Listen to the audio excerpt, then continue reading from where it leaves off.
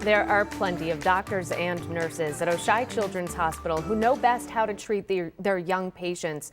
But as we hear tonight from 2 on Your Side, Steve McKinley, it might be kids their same age who know best how to lift their spirits as we celebrate Western New York.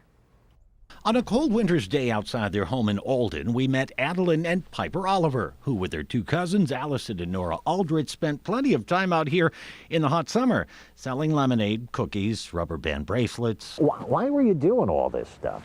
Because our cousin Lily did stuff for the Children's Hospital a couple years ago. Yes, in Rochester for the Galisano Children's Hospital. Yep. She sold ornaments a couple years ago. They raised $210. $210. I didn't even know that was a number. It's a big enough number to have purchased about 3 dozen of these. Squishmallows. How come? Because we thought if kids at the hospital are sick or something and they didn't have time to bring anything from the Children's Hospital, then they have something there they can sleep with or they can cuddle with. They'll be delivered to the hospital tomorrow.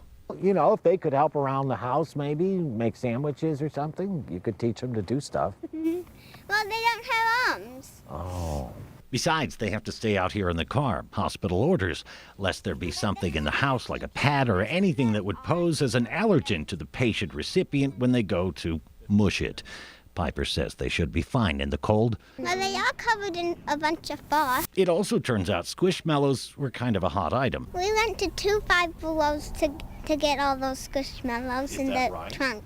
And there were purchase limits, which store managers were happy to waive when they found out what these girls were up to. They told us they would make an exception and let us do 4 per person. Like if we give the kids money and each adult money, they would let us do 4 transactions, different for every kid.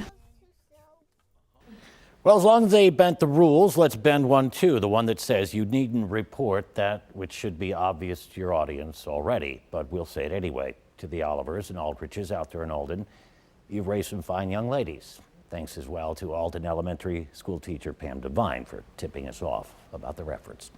Dave McKinley, Channel 2 News.